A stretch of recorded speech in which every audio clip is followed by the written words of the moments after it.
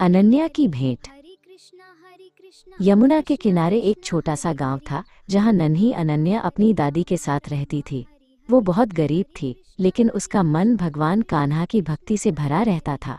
वो रोज सुबह उठकर मिट्टी के एक छोटे से बर्तन के सामने बैठकर मीठे भजन गाती थी। आज गांव में बड़ा त्योहार था। पूरे गांव को फूलों और दियों से सजाया गया था। सब लोग मंदिर की ओर जा रहे थे और उनके हाथों में फल, मिठाइयाँ और सोने के सिक्के थे। अनन्या ये सब अपनी कुटिया के पास खड़ी होकर देख रही थी। मेरे पास तो कान्हा को देने के लिए न कोई फल है और न ही कोई सोना, अनन्या ने उदास होकर सोचा। फिर उसने अपनी आंखों के आंसू पोंछे और तय किया कि वो खाली हाथ नहीं जाएगी। वो पास के घने जंगल में एक सुंदर उपहार की तलाश में निकल पड़ी। उसी समय नदी के शांत किनारे पर कान्हा एक पत्थर पर बैठे थे। उन्होंने अपने होठों से बांसुरी लगाई और एक मधुर तान छेड़ी।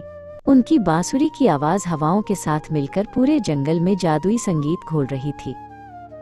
संगीत की मधुर धुन के बीच कान्हा ने अपनी बांसुरी रोकी और मुस्कुराते हुए जंगल के रास्ते की ओर देखा। उन्हें पता था कि उनकी एक छोटी भक्त उनके लिए कुछ लेकर आ रही है। वे एक विशाल कदम्ब के पेड़ के नीचे खड़े होकर इंतजार करने लगे। काफी देर ढूंढने के बाद अनन्या को एक झाड़ी के पीछे एक सुंदर पीला फूल मिला। वो बहुत साधारण था, लेकिन उसकी खुशबू बहुत प्यारी थी। अनन्या ने उसे बड़े प्यार से तोड़ा और अपनी हथेली में छुपा लिया। वह खुशी खुशी मंदिर की ओर दौड़ी।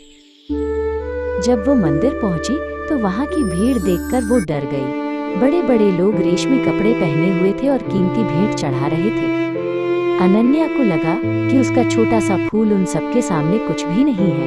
वह मंदिर के पीछे एक पुराने बरगद के पेड़ की जड़ों में छिपकर बैठ गई। अचानक उसने महसूस किया कि कोई उसके पास आकर बैठ गया है। उसने अपनी आंखें खोली तो देखा कि एक नन्हा सा बालक जिसके सिर पर एक मोरपंख लगा था, उसे देखकर मुस्कुरा रहा था।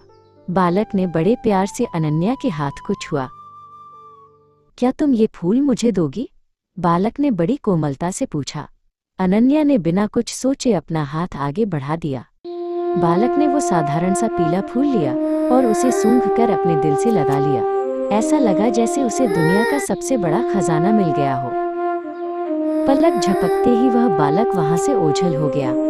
अनन्या हैरान रह गई, लेकिन जब उसने अपनी हथेली देखी तो वहां फूल की जगह एक सुनहरी चमक वाला असली मोरपंख रखा था। उसे समझ आ गया कि स्वयं कान्हा उसकी भेंट स्वीकार करने आए थे।